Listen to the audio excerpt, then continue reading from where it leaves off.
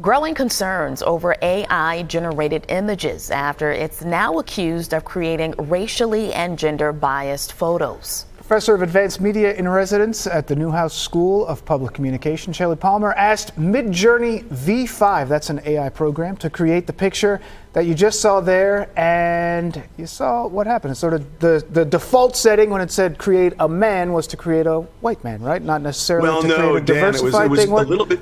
What happened here? It was more subtle and worse than that. So the prompt for that particular image was a fan interacting with their smartphone at a football game. And if you look at the image, all four of these are white men in their 20s.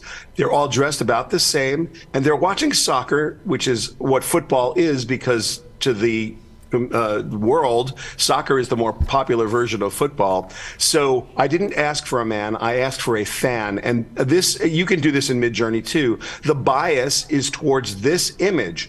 And no matter how many times you do it, unless you specify that you want a female fan, you're going to get a young male fan. So this is a subtle image. You wouldn't think about it if you just asked for it.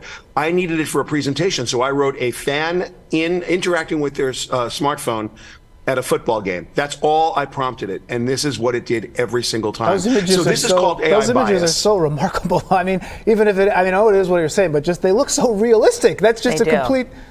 But no diversity. And that's why you wouldn't ordinarily notice it. But when people talk about AI bias, we're talking about an issue where you are expecting an outcome and you get the outcome you expect. But is it aligned with your particular goals? And is it aligned with our human values? And the number one problem that the thing I fear the most isn't a ChatGPT interface where I set a goal and I judge the output of ChatGPT by how close to my goal the output is. I'm scared now as we get into the world of autonomous agents where you just tell the AI what you want. You set a goal and then it goes off, it does whatever it does, and then it gives you back the goal. That's where we're heading. We're going to be prompting for maybe another 3, 4, 5 months, and then these are going to be goal structures. We just tell it what we want to accomplish and it will accomplish it for us. At that point, we'll have no understanding of whether the output is aligned with our goal because we will not have done the tasks. Is it time that we usher in some ethics when it comes to AI? I think everyone in the business understands we have to. And again, AI bias and ethics and human values are things that you can't program into a large language model because the corpus, the large language, the amount of language that it reads is basically the entire internet. And our world is skewed to be less ethical than we'd hope it to be. You don't program these with conditionals. They learn about the world through the amount of data they consume, and then they act accordingly. So it's really hard. Yes, Tashanea, it is absolutely time to think about this, which is why I want to talk about it today. You really have to make sure that when you use AI, that you have clear goals for it and that it accomplishes your goals. And you need to be you need to scrutinize the output and say, is this exactly what I wanted? And does this make sense to me? And it's just subtle. You know, the funny example is you have it babysit your kids. The robot babysits your kids, and the bedtime is 8 o'clock, so it sedates them.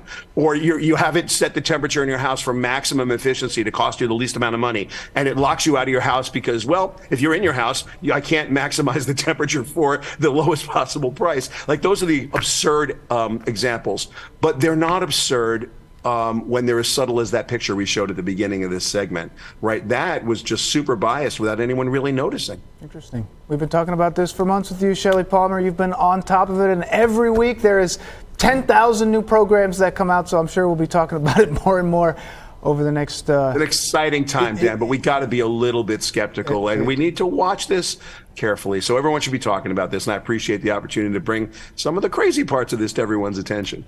Absolutely. Shelly Palmer, always a pleasure. Enjoy your Tuesday, sir. Thanks, you too.